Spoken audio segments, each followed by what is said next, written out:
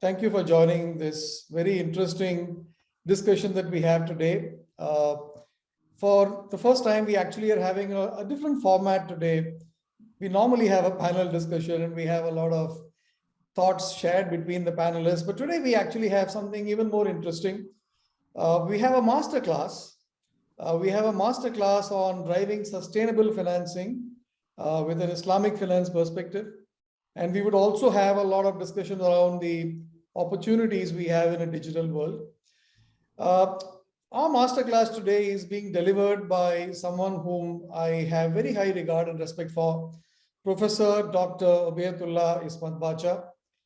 Professor, it's a pleasure to have you here. Thank you, sir. My pleasure. If I can take a minute to, give a quick introduction to a professor's background to my audience here. Professor Obiyathulla is a professor of finance at INCEIF. It's the Global University of Islamic Finance in Malaysia. Incidentally, he was also holding several other key positions in the International Islamic University of Malaysia prior to this. Professor, actually, he carries a Bachelor of Social Science from the University of Science Malaysia, post which he had a Master's in Business Administration, Master's in Economics, and a doctorate in Business Administration in Finance from the Boston University. He was also an assistant professor in finance at the university. He taught both MBA and at undergrad levels. Prof, as we fondly call him, is a very active Sharia advisor to institutions even now. He also is the vice president of the Malaysian Economic Association and a member of the Malaysian Finance Association. And I've had the pleasure personally of engaging with Prof when he was a member on the board of a bank in Malaysia, an Islamic bank, Bank Rakyat. And I've always had very, very high regard for every single interaction I've had with Professor. As I always told you, it's a pleasure and our privilege to have you here with us, sir. Thank you, Ram. Thank you for the quick introduction. Can we start? Shall I share Before screen? we do that, Prof, if I may take a minute to also introduce our fellow panelists. Oh, yes, sorry. Sorry, yes. We also have with us, this webinar today is being hosted by IBS Intelligence in association with Codebase. Codebase, as most of you know, is a global open API banking solutions provider, enabling banks and financial institutions create and deliver innovative and intuitive experience across customer lifecycle. As you could see, the tagline as they have in their banners, Codebase likes to call themselves to be demystifying digital financial services. So we'll hear more about that today. With us today, we have Raheel Iqbal. He was the managing partner of Codebase. Raheel likes to call himself more as an active fintech investor and enabler. Raheel, thank you for joining us. Raheel joins me. He's my fellow Dubai panelist in this platform today, while Samier is actually more on the Eastern time zone, along with Prof. Prof is in Malaysia and Samier is in Singapore, where he has been for 20 years. Of the 29 years he has been in the industry. Samier has been working across technology, consulting, solutions, enterprise products and services across banking and financial services, and of course, fintech, as Samier would call. So again, Samier and Raheel, thank you for joining us today. So without much more ado, Prof, the floor is yours. Looking forward to hearing from you. Thank you very much. Good afternoon from Malaysia. Good morning to those of you in different time zone. Hold on. Oops. The topic of my presentation today, basically, I'm going to be talking about why we need alternatives for development financing. So both for governments and also for companies, why we need to move out of this current situation, which is very much debt reliant and totally unsustainable. Yeah. And we need to look for alternatives, and the alternative that we have been working on at INCEIF for several years now is these modified Mudharaba contracts or sukuk, as you know them. So that's basically what I want to talk about today. So let me get started. Okay. What's wrong with the world? So this basically, all of us would have gone through this, since the 80s, at least since the 80s, the recent crisis. Japan has had its asset bubble burst, 86. And until today, Japan is still suffering, okay? They're having slightly positive growth, 0.5%, 1% goes back down to the recession levels, etc. So they haven't really recovered. Yeah, so that's one, and it's still ongoing. You had the savings and loan crisis, the Mexican crisis, peso crisis, 94, and then the Asian crisis, 97. Yeah, and subsequent crisis. Yeah, and you had the US subprime crisis, 2007, 2008. They call it the global financial crisis. Basically, it originated from the US due to subprime lending, etc. And the European crisis with Portugal, Ireland, Italy, Greece, Spain, these countries all with too much debt, couldn't pay back, etc.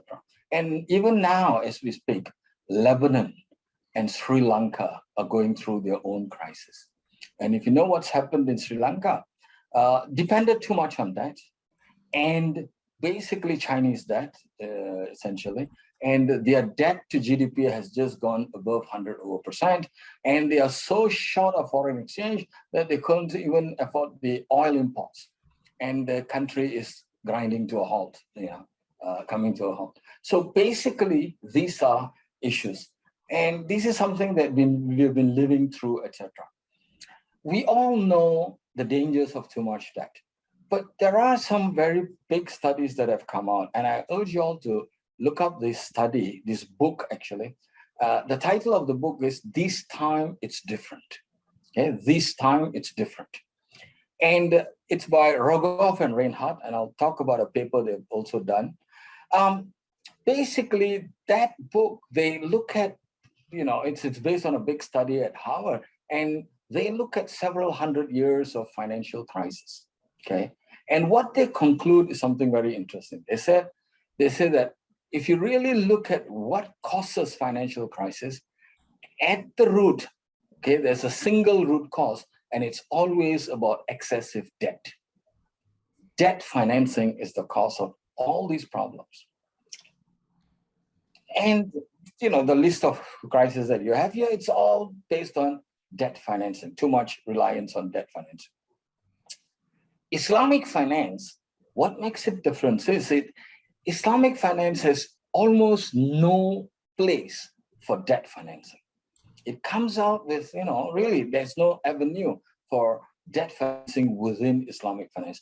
There's only one kind of debt financing in Islamic finance, and that's something called Qardul Hasan. And what is Qardul Hasan? It's a benevolent loan, where you give a loan to somebody without any conditions attached. And the person who takes the money is only obligated to return the principal when he can. Yeah, that's the only kind of loan. It's really a benevolent or charitable kind of a loan that you give to help somebody. Islamic finance only has one other kind of sort of debt financing, and that is murabbaha. What is murabbaha? Murabbaha is really trade financing, where, for example, a supplier of shoes, manufacturer of shoes, he supplies shoes, and he tells the retailer, look, if you pay me now for these 1,000 pairs of shoes, it's ₦1,000,000 ringgit. If you pay me in 6 months, it's 1.2 million ringgit. That 20% markup is allowed for, and that is goods murabbaha. The reality is Islamic banking today uses that murabbaha to generate a lot of debt, etc. So, but that's a different story. So coming back, Islamic finance has very little avenue for debt financing. Okay, so why do we need alternatives? Well, I think it's evident from the earlier slide that this situation is just not sustainable. Far too much debt, and I'll show you some graphics in a little while about the kind of debt levels we have hit. And now with rising interest rates, I'm sure you all are aware that currently, we are at historic lows as far as interest rates are concerned, okay? You have negative interest rates, you have zero interest rates in many countries, etc. Why? Because of these ultra loose monetary policies. Okay, very loose monetary policies, which has made debt very cheap, and therefore the buildup in debt, etc. But that's now coming to an end. Yeah, already you're seeing countries raising interest rates. So the regime change, when you look out for in the future, you're going to see rising interest rates. So all this debt buildup now is going to become very, very painful for countries and for companies. Yeah, which is why we need to look for some alternative. Yeah? And equity financing is actually not something available for governments. The issue is governments are already up to their neck in debt, but they cannot postpone development expenditure, development in infrastructure. Because basically, in order to grow, you need to have adequate infrastructure. That's point number one. Point number two, if you look at the majority of developing countries, they all have population pressures. You know, kids coming out of school, youth unemployment, etc., the need for social services. So what that means is, even though they have, huge amounts of debt outstanding, they cannot cut back on development expenditure. They still have to go on. And basically, how do you get out of this very difficult situation? Well, you cannot continue to go on with more debt. That's not possible. You need to look for alternatives, okay? That's essentially the argument we're making here. So here's from IMF latest numbers. If you look at the buildup in debt, massive amounts, we're talking 300 trillion, actually 250 trillion of public debt. But you notice these last 2 years, huge increase, okay? And that is shown here. Yeah, because of the pandemic, the buildup in debt has gone up even more. 300% globally, debt to GDP, okay? For many developing countries, it's nearing 100% of GDP. And the study by Rogoff, Rogoff-Reinhardt study, basically shows that once a country hits about 90%, debt to GDP is 90%, debt starts to eat into growth, okay? And the economy starts to stagger, 90%. And the majority of countries are already near that point. Now, despite this huge overhang of debt, the reality is World Bank estimates 20% of the world's population, 1.3 billion people, still have no access to electricity. 800 million lack clean water. 40% don't have adequate sanitation. At least 1 billion people need all-weather roads. So in other words, the need for infrastructure spending is massive. And according to World Bank, $1 trillion per year is needed. And McKinsey says 57 trillion by 2030, which is just 7-8 years away. So there's massive need for financing. And surely you can't continue the debt route. Yeah. So you're caught in a bind. What do you do? It looks like without that, it's not possible to have development. And that's a catch-22 situation. So debt financing seems to be the only alternative, but the problem is it increases leverage. Okay, basically it adds to another level of fixed costs, etc. Debt capacity, there's only so much debt you can borrow as a country or as a company or even as a person, right? So there's only so much you can borrow. And the problem also is as you increase debt, you become riskier, macroeconomic vulnerability, you become more prone to shocks, yeah, and interest rate risk, of course. And through interest rate mechanism and capital flows, contagion, all right? So a neighboring country gets hit, you can get hit too. And of course, if the loans are in foreign currency, you'll have massive currency exposure, okay? So how do you get around all of this? Yeah, and this is the study that I said. This is the academic paper that came out. Subsequently, the book. Yeah, and they have also done other work, Rogoff and Reinhardt. I urge you to just look it up. So how do we fund development without that? That's the challenge. And our argument is, yes, you have alternatives in Islamic finance. Basically, the contemporary challenge is need for an instrument that has the advantage of debt, but without the risk-inducing feature. See, for companies, take companies, when you go out for external financing, you have two big choices. You can either issue debt, bonds, etc., or go for equity. The problem with equity is, A, it's more costly, but much more than the cost is that every issuance of equity causes dilution, ownership dilution, earnings dilution. And the problem is that dilution is forever because equity doesn't have a maturity. You see what I mean? So that dilution is for forever. And that's what makes equity issuance very painful, which is why companies and other issuers would go for debt, because A, it's cheaper and you don't have dilution, earnings dilution. That is, it induces risk and all those problems with leverage and etc. Okay. Equity, on the other hand, like I said, it's safer for the issuer, okay, because you don't have to pay dividends if you didn't have enough earnings and there's nothing anybody can do. But with debt, you have to pay the servicing requirements, you have to pay the interest payments, otherwise you're in default and all kinds of bad things can happen once you go into default. So for a company, equity is safer but more expensive and has dilution. Debt is cheaper, but it has this risk. So the trade-off. Is there something in between? And the answer is yes. If you look at Islamic finance, we have quasi-equity instruments, okay? Quasi-equity contracts, mudaraba and musharaka. Let me very quickly explain what is mudaraba.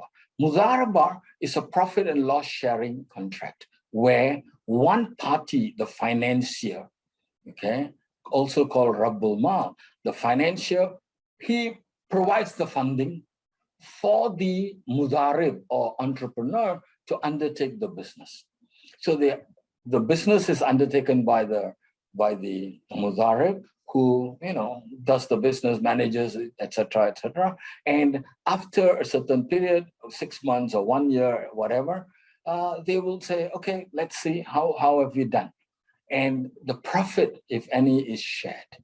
All right. So typical, and they agree on a profit sharing ratio, usually 20-80 or 30-70 and such, with the lower portion going to the financier, the bigger portion going to the mudarib who's going to be running the business, etc. So that's mudaraba financing. Musharaka, on the other hand, is partnership financing where two parties put in capital and they both work on the project and then they share the profits.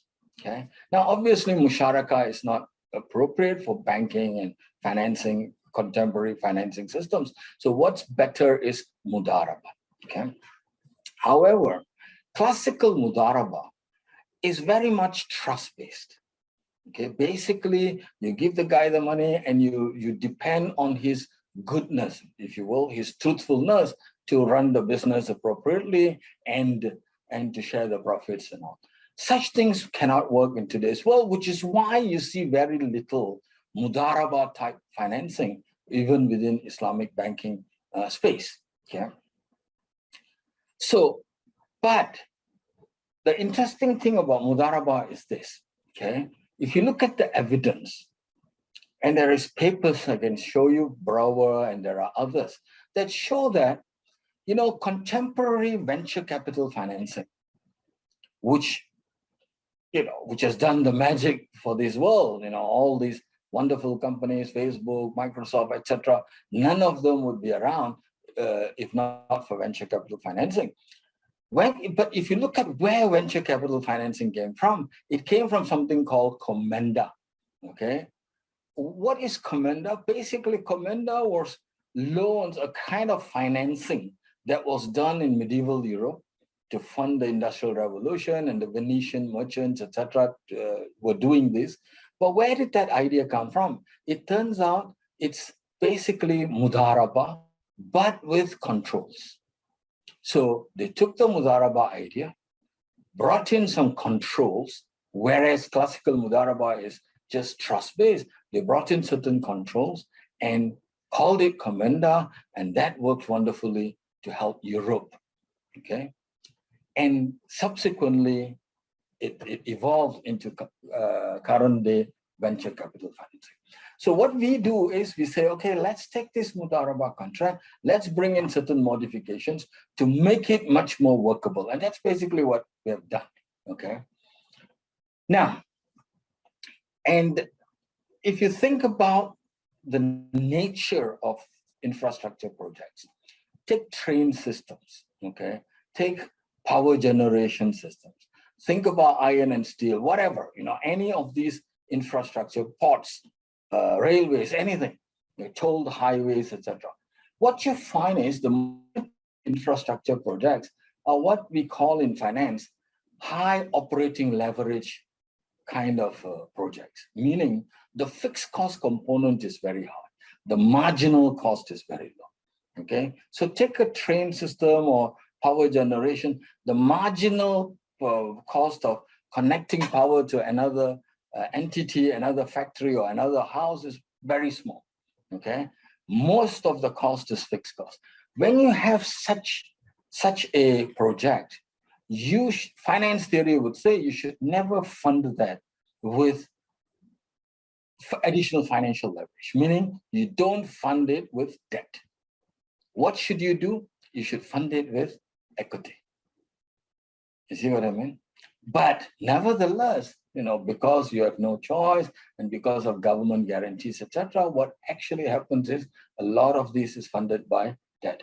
But again, we know what debt does, all those points by the side. I don't want to go through that again. So let me just go through this. This is just a slide for you to see that there's a lot of congruence between project financing, okay, and Islamic finance principles. I'll just leave that for you to see at your leisure. So when we do this modified mudaraba, some of the things we do is we take away a first loss provision, which is there in classical mudaraba. We introduce certain equity kickers that if you don't deliver or if there's delays, then there's a equity kicker that gets triggered and all that stuff. And this is really to bring in better controls.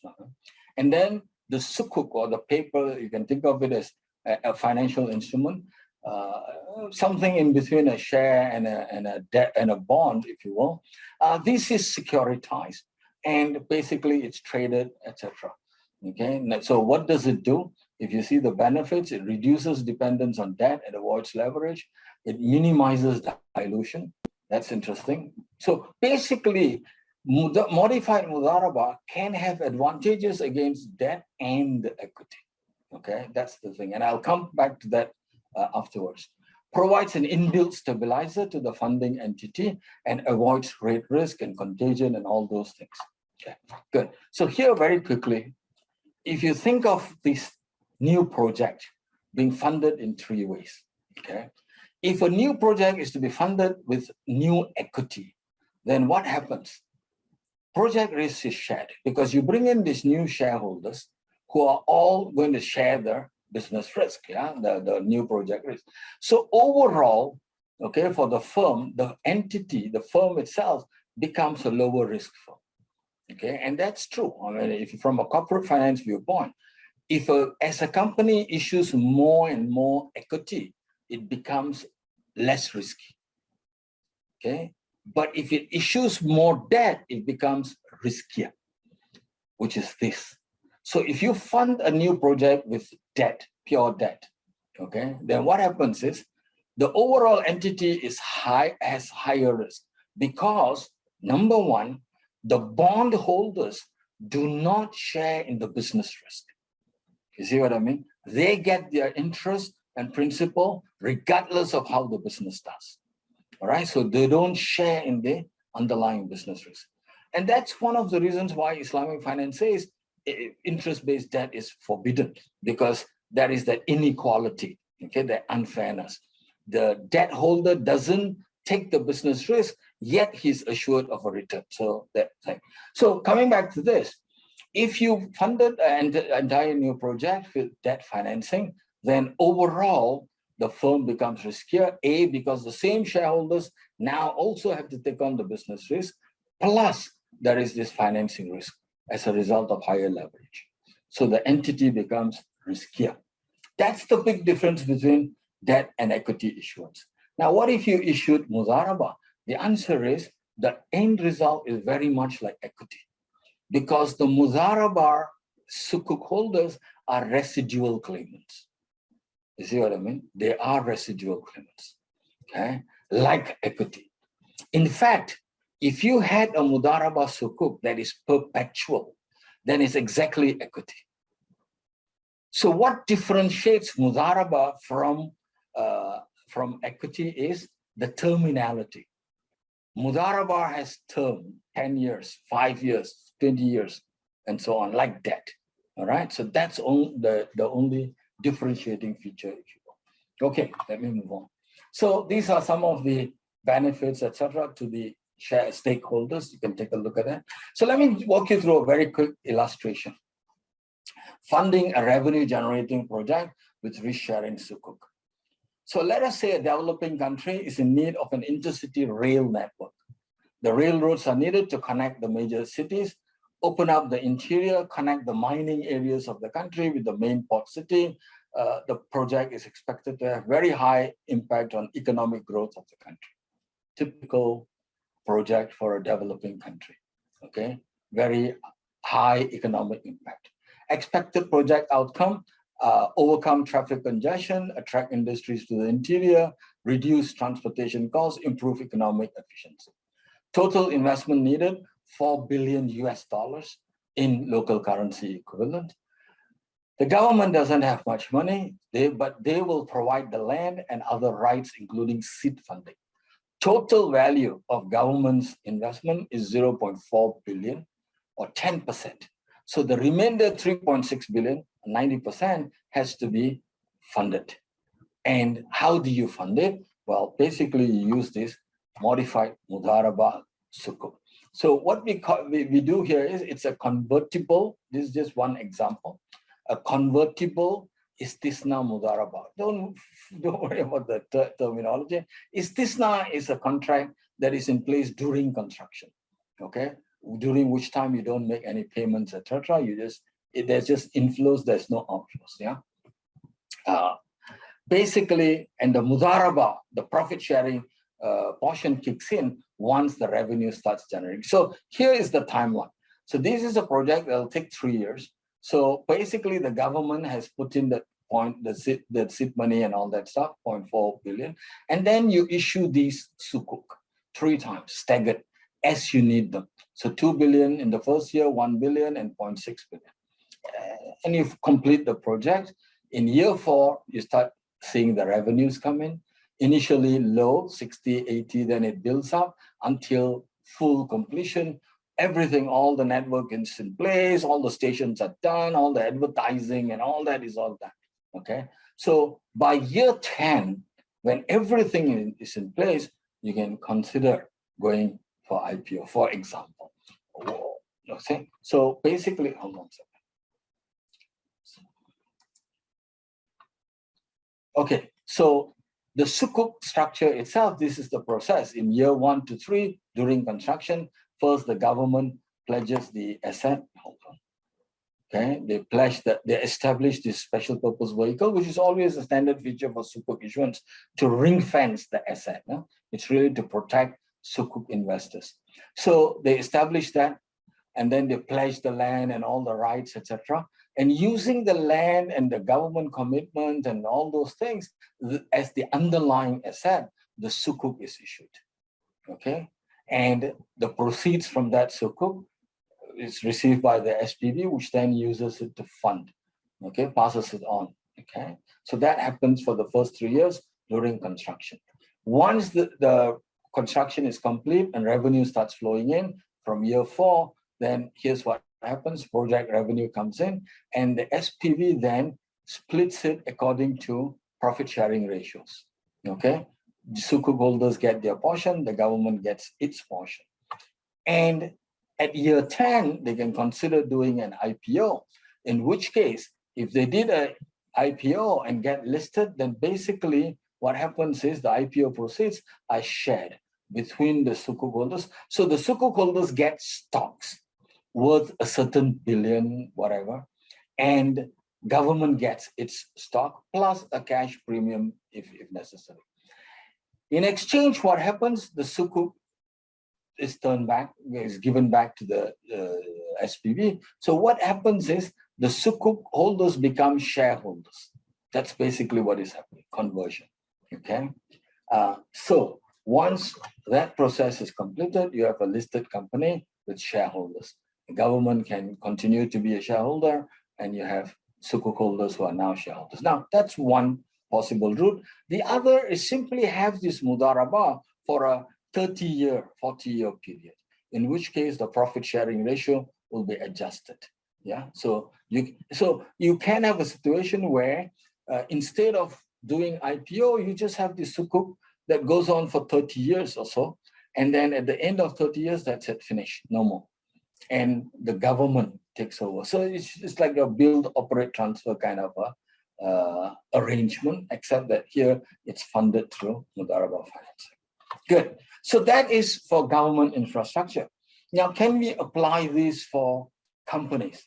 And the answer is yes, you can.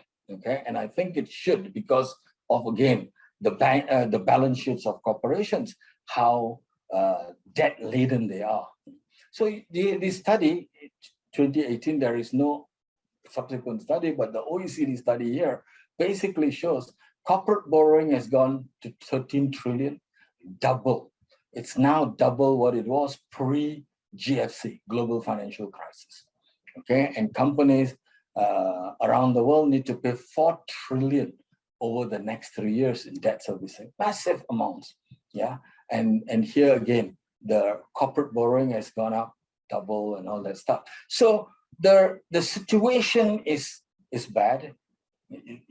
What you see in the public sector, you see an even worse situation in the corporate sector with regards to debt financing. Okay.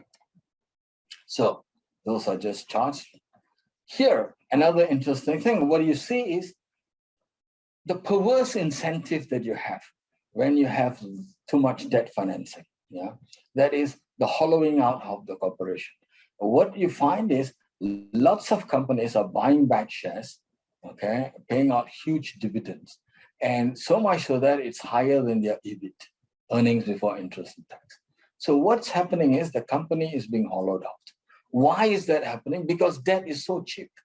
You see what I mean? Debt is so cheap that it makes sense to give out huge dividends, buy back shares. Even Berkshire Hathaway, they're doing that. Remember Warren Buffett's company? So it's sending out the wrong kind of things, because companies should be using their earnings, etc., to invest more, pay dividends and then invest, and that's how societies benefit, nations benefit, etc. But clearly, that's not happening. Okay, so we know this, debt and equity. So the features of a risk sharing for corporations: returns linked directly to the earnings of the project, like equity, claims only on the earnings of the new project, not on other things. So let me show you a slide here. So let us say you have this company. It's a listed company, its shares are being listed, etc. And it has all these all these existing divisions, and they want to have this new proposed factory, let us say, okay? And it's going to cost $200 million. They don't have the money, so the point is, if they issue equity, the new shareholders who come in have a claim on all existing assets. Agree? Because pari passu, new shareholders, old shareholders, no difference. So that's number one. What if they issued bonds to fund this new entity? The answer is, again, if something goes wrong, the company is unable to pay, the bondholders have a claim on anything that's available in the firm. Correct? Yeah. So that's the situation. But suppose they issued modified mudarabah sukuk, then what happens? The sukuk holders have a claim only on this, on the cash flows of this particular asset.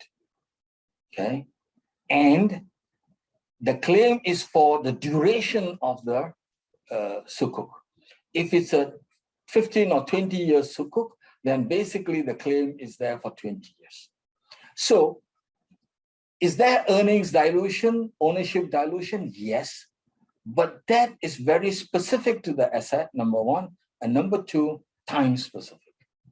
You see what I mean? It's not forever, etc. So let me go back to the earlier slide here. So claims are only on the earnings of the project. Again, one of the very important things is you have to agree on how the cost will be allocated, certain overhead costs, how, what kind of cost is allowed, what's not allowed, etc. And again, this is not unusual. In foreign joint ventures, that's what happens. You agree upfront, okay, what is allowed for, what's not allowed for, etc. And you can use a lot of industry standards and all those things to arrive at these things. And, if you really think about it, this idea, a variant of this already happens in the US with something called tracker shares, okay, where companies try to, change their capital structure by hiving out a certain portion of their company, let us say a profitable portion. Without selling it off, they instead issue these tracker shares, where those shares have a claim only on that particular asset and so on. So it's that kind of an idea. All right, so the economic life of, the appropriate channel of this instrument will depend on the economic life of the project, earnings, cash flows generated, profit sharing ratio, required return as per the riskiness of the project, etc. And there is this built-in equity kickers. That is, if you don't deliver, then you lose certain amount of equity. In other words, if the issuing company is unable to deliver certain things, then their portion of equity reduces, the sukuk holders' equity portion increases, just like what happens in venture capital financing. All right. So it's not a debt instrument, so there is no leverage impact on the fund. That's the big advantage of this. Okay. So benefit to corporation, avoids leverage of debt, no increase in fixed charges, no increase in firm risk, no deterioration in ratings, but provides the flexibility of equity with minimal dilution because it's asset and time specific. Shareholders increase their equity in RSF project as repayments are made. In other words, as the repayment is made, the shareholders, that current firm shareholders, their portion of equity in the new project increases, the sukuk holders' equity reduces.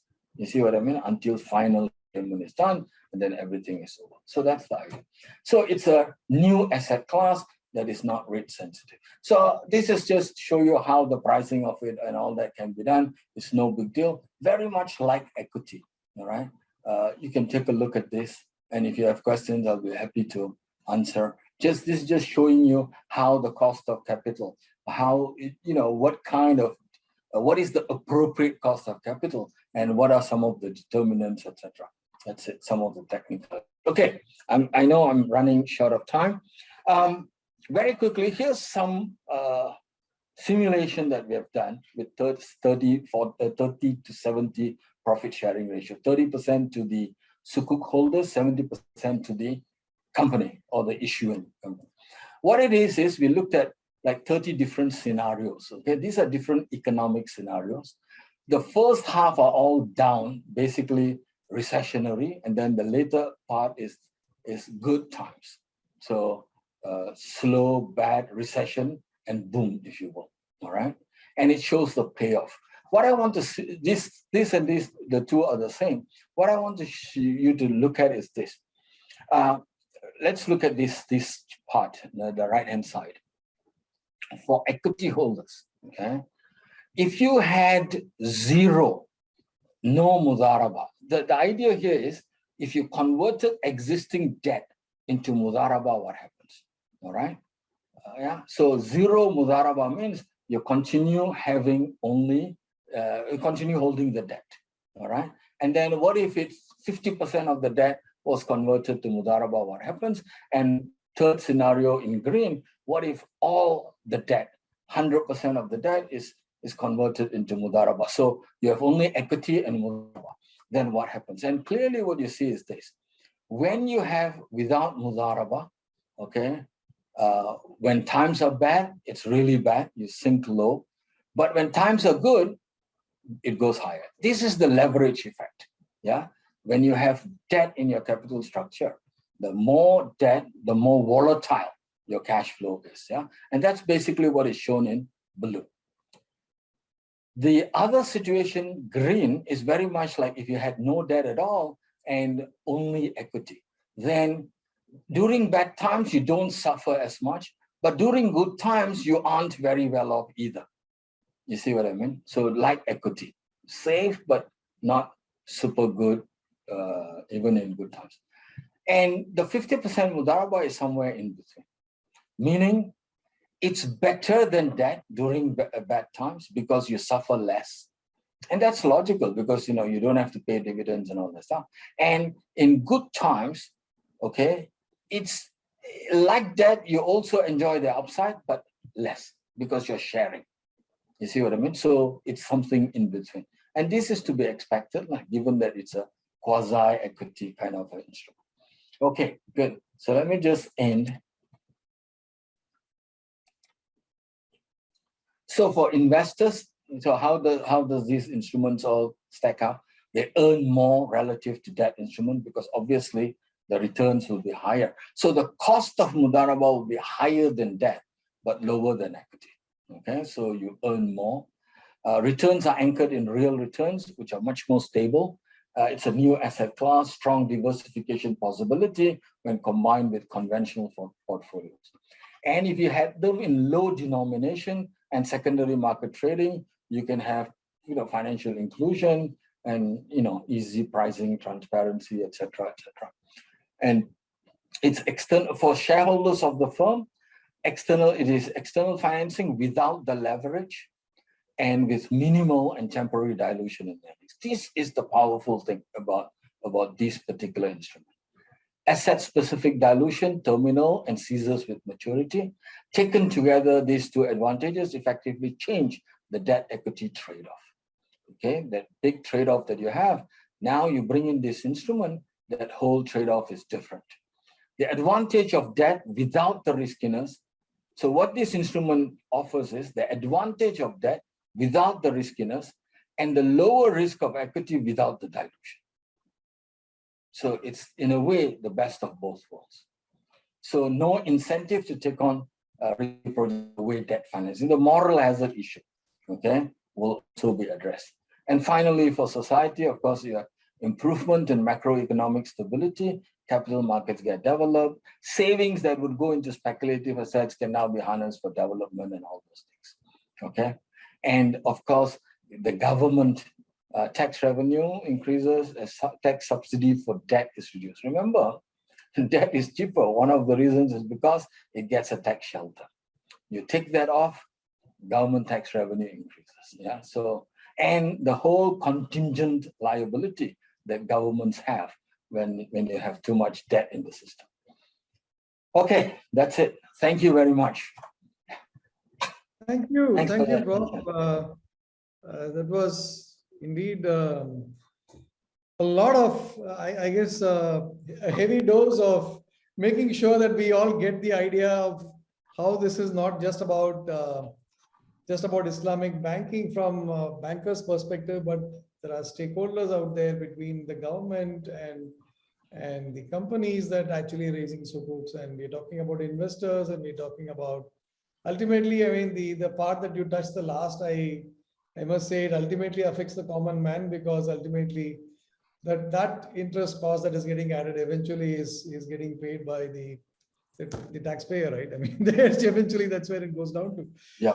Fascinating. Thank you so much, Prof. And I guess I do want to actually invite our other fellow panelists into a discussion. And I just want to actually, since we had a long discussion around the Islamic financing part, maybe we should look at it from a slightly different angle here. And maybe as practitioners of, what we would call as the digital space. And if I can maybe jump into a question to you here, Raheel, and obviously you have been active in the Islamic banking and finance space around the world. I'd like to share some thoughts, views, experiences on what was shared by Prof. Either of you, Samier and Raheel. Yes, so thank you, Prof, for this insightful masterclass.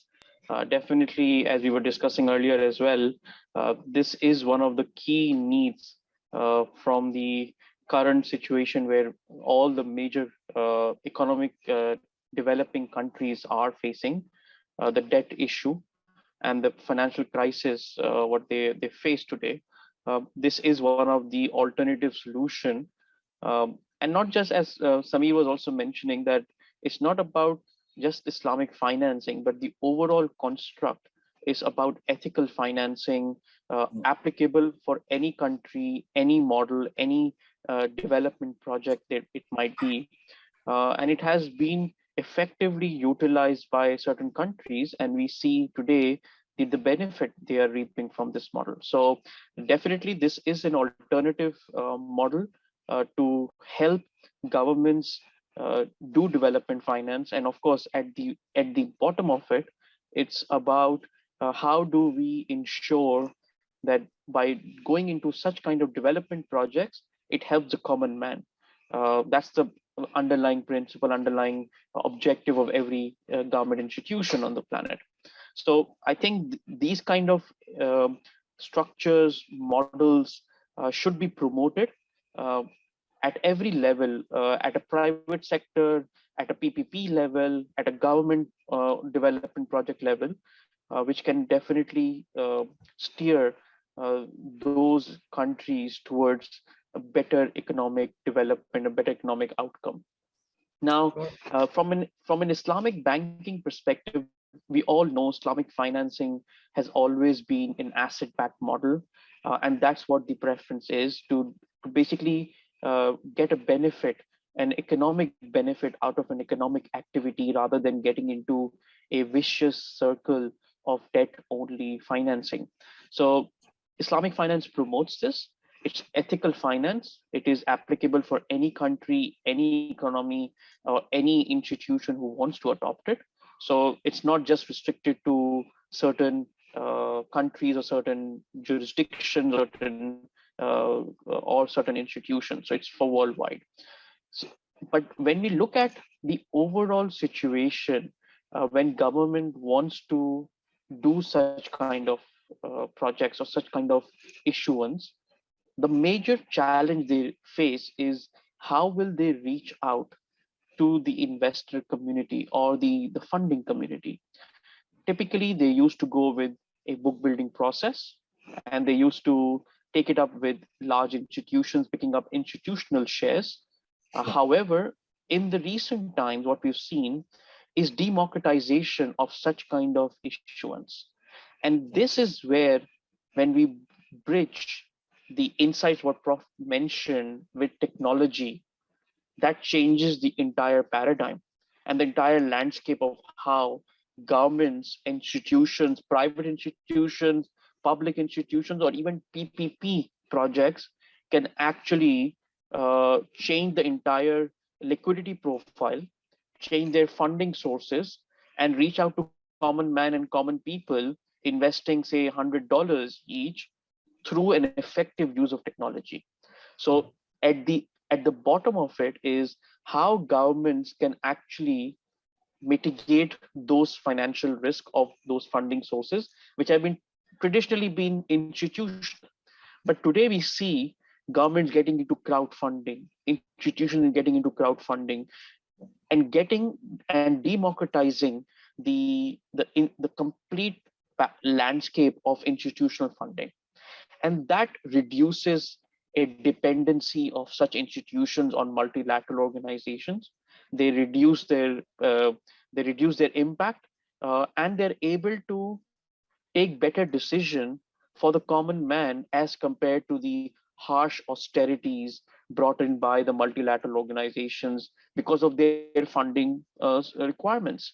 So I think when you marry these kind of innovative uh, funding structures, which are ethical, which are beneficial, which have an economic outcome, if economic value, and merge it with the technological advancement we see today, with the ability to reach out a common person in a matter of clicks, that changes the entire conversation and changes the overall perception of a relationship between common man and government as well.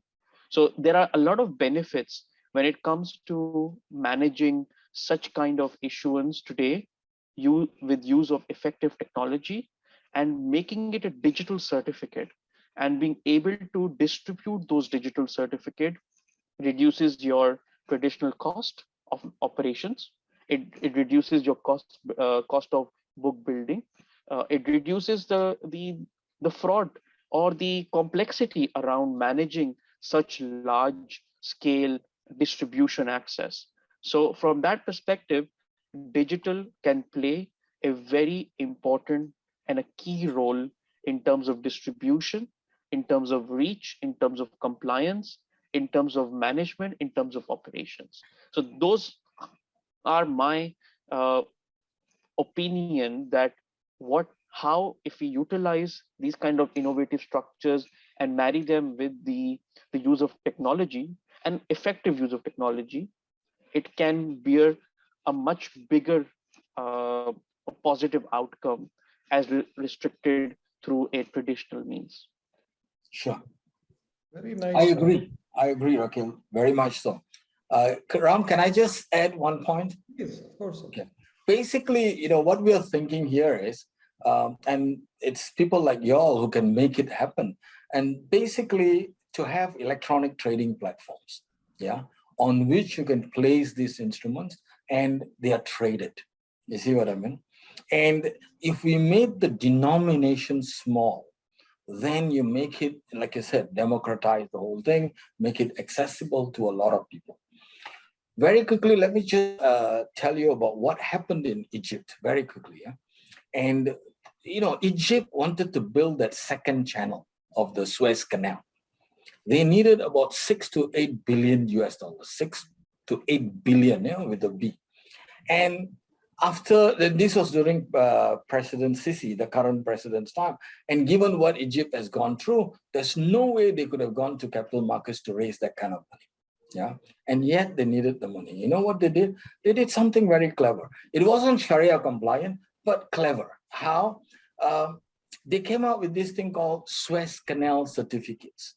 And I urge you all to Google it, Suez Canal certificates. And what you'll see is, what they did was, they issued these instruments, basically small bonds, for £1,000 Egyptian pounds, £500, £100, £50, and £10. Because the president said, I want even school children to invest their pocket money in this. And they sold these papers through post offices throughout the country. And farmers and fishermen and rural folk, everybody, started to buy into this. And believe it or not, if you look up the newspaper reports, within a matter of 3 weeks, I think, 3 or 4 weeks, they raised something like $8 billion US dollars. And they got the Suez Canal built. You see what I mean? And so think about it. If you could raise that kind of money in a country like Egypt, how much can you raise in a country like Malaysia or the Middle East, Gulf states, etc.? What we need is small size to bring in the masses and easy trading, and the technology now makes it possible. Thank you.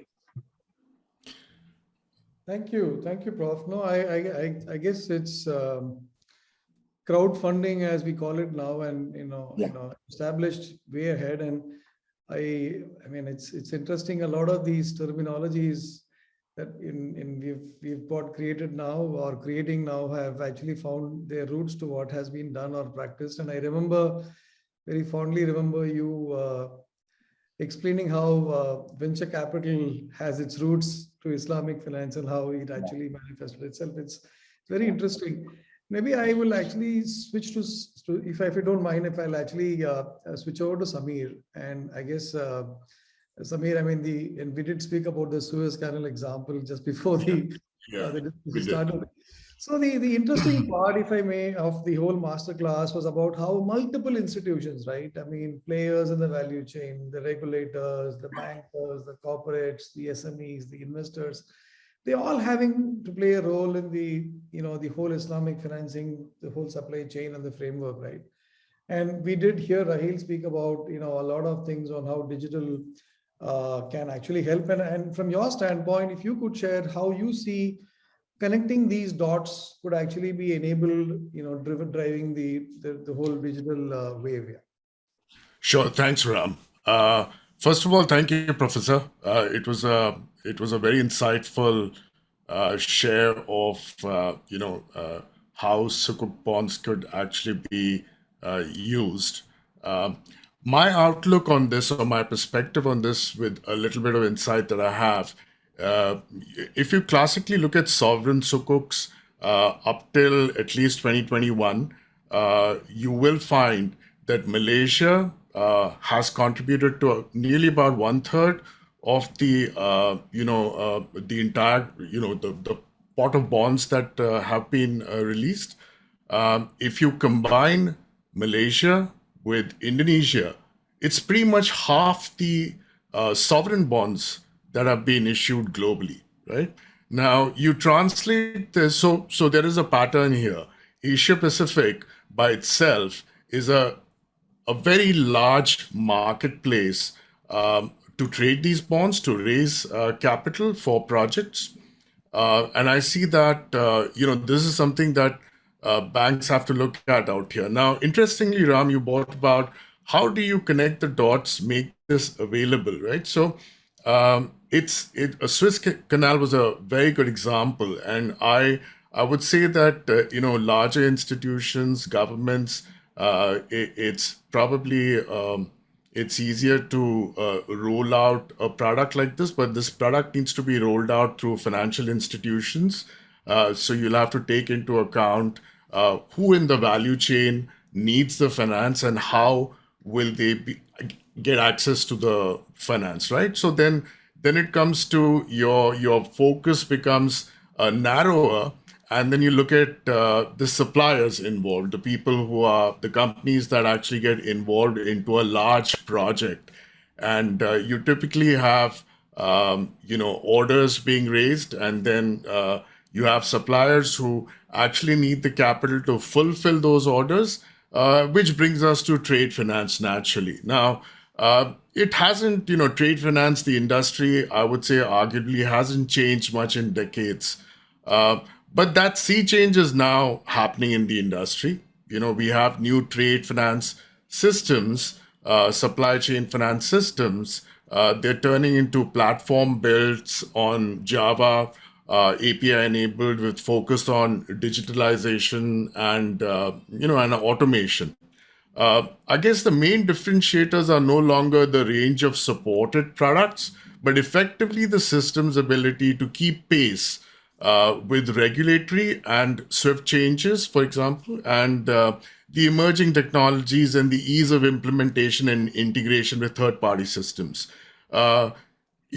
Queerly enough, if you look at Asia Pacific, other than Australia and New Zealand, which are very marked from a sustainable green finance, which sukuk actually would be, Australia and New Zealand are classified from a industry-led approach, whereas if you look at Malaysia, Indonesia, Singapore, most of the ASEAN countries, it's policy-driven. So it'll be really interesting to see socialization of this concept. I mean, making this available from a supply chain finance perspective to people who participate in these projects. So in a large ecosystem, a large project being executed, there are several order givers and several suppliers who actually fulfill the order, and the money moves in that manner, right? So how can you make these instruments, if you will, available and quickly for financial institutions to be agile enough, use these, emerging technologies integrated with fintechs, third-party systems in order to mobilize these kind of assets. I think that's where one needs to put in thought and invoke that conversation that, as code-based technologies that we are, we love to get into conversations with financial institutions and help them understand really conceptually how this could be put into place, where their role is in this whole cycle of things, from a structural perspective, and what role they could play. And I think a lot of information, a lot of consulting out there is warranted, so that this can move from an ideology to a standard practice, and therefore, just like the success of Suez Canal certificates, where they raised 8 billion very quickly. Smaller companies, mid-level companies, large companies can place certain value in the whole finance raising, supply chain financing the whole project, and investors therefore have an option from an investment banking perspective. They have availability or access to make investments in these instruments, to purchase these instruments. I think that whole ecosystem, the build around the ecosystem, adopting open API technology so that you can play with an ecosystem of partners to make this happen. I think there's a very strong play and very relevant to Asia Pacific, where both the professor and I are based. So indeed, a very good masterclass, a very good idea shared here, and it's being practiced. And technology is available. We see that we put together everything in place and help people understand how they can participate in this, from a journey perspective. That would be my contribution here today. I really like it, and I think it should be spoken about much with the institutions so that they can make this available, from both ways. Yeah. API-driven ecosystem. I mean, that's a very interesting angle to building this whole, fraternity of players in this. And Exactly. maybe if I could actually maybe ask you again, Samier, how do you see? I mean, you did talk about the distinction between, policy-driven markets and industry-driven markets, right? Yeah. And Yes. how do you see the ecosystem of API ecosystem unfolding? Where do you see that play of industry-driven versus policy-driven in that backdrop? I think so. From a purely sukuk issuance perspective, I would not equate that to API at all. APIs are, open APIs, open banking, open data, whatever you might want to call it, it does not. What I'm trying to say is that the outlook in the market is different. I think from a instrument securitization bond perspective, if it's policy driven, people have that, how should I put it, a security in terms of making those investments. So there's one aspect from just what we spoke about as a masterclass today. From an open banking perspective, it clearly is a decision that, and it depends on how the market behaves, right? And how the regulators look upon at a market. Like for India, it has been very market driven. So regulators have put a certain framework in place. They understand the importance of open banking. They understand the importance of APIs. Whereas if you look at Australia, if you look at Hong Kong, it's a very regulatory driven approach. The challenge with regulatory driven approach there would be then banks have to make that capital available because they have to comply with regulations. So you have to put everything in place. You have to budget for the next year.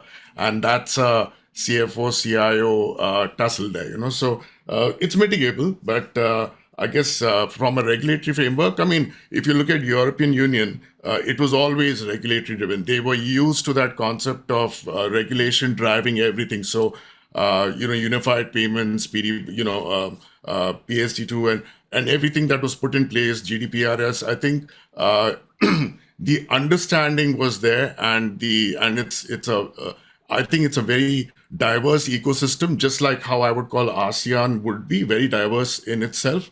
But if I look at ASEAN, predominantly Singapore has also taken a very market-driven approach. MAS believes that we have to make it healthy for participants so that people will get involved. At the same time, let's not enforce anything as a regulation which mandates all the banks to open up their data to third-party providers. So it's more about data governance and so on. Got it. No, very useful, Samier. In fact, the diversity and the different play in different markets obviously is always an interesting. In fact, yeah, very true. Maybe, Prof, there is a question from the audience, and if I may, I know we are running out of time, but making sure we also have the audience representation here. Prof, this question maybe is for you. What is the benefit to sukuk holders in the RSF model? What are the risks that you see in addition to default risk? And this is from Nitin Kanodia. Prof? Yes. Thank you for the question. Well, basically, one of the biggest advantages to the sukuk holder is they get to participate in the business as equity holders, but not quite equity holders, but as quasi-equity holders. In exchange for that extra risk that they take relative to being a debt holder, their returns will be much higher. You see what I mean? So basically, and we have done some simulation and to see that that the risk return profile of these kind of instruments would actually be superior to either debt alone or equity alone. You see what I mean? And again, you can tweak the PSR, profit sharing ratio, to show that's the case. But that is really what it is, okay? And also for the sukuk holder, this instrument has very little correlation with their debt portfolio, their holdings of bonds, etc. And also with equities in a way, because both of these conventional instruments are very rate sensitive, interest rate sensitive, which isn't. You see what I mean? So in a way, from a diversification viewpoint, this is a wonderful instrument, because if you think in terms of your overall portfolio, it does diversify a lot. I hope I answered the question.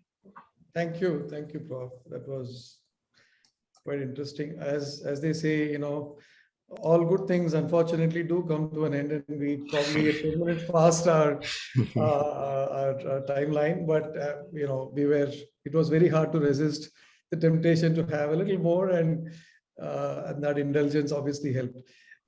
If I may take this opportunity once again to thank Prof, for a wonderful, insightful masterclass. Thank you. Thank you, Samier and Raheel, for joining us and in also helping host this platform, which obviously I'm sure a lot of audience would have enjoyed. Obviously, we would also be making this available for people to watch later. This would be made available, for in case you want to have this. People who are watching this, you may want to alert your, people, friends who are interested in knowing about this. You would make this available digitally for you to watch later. Thank you once again, and have a wonderful day, panelists and fellow audience here.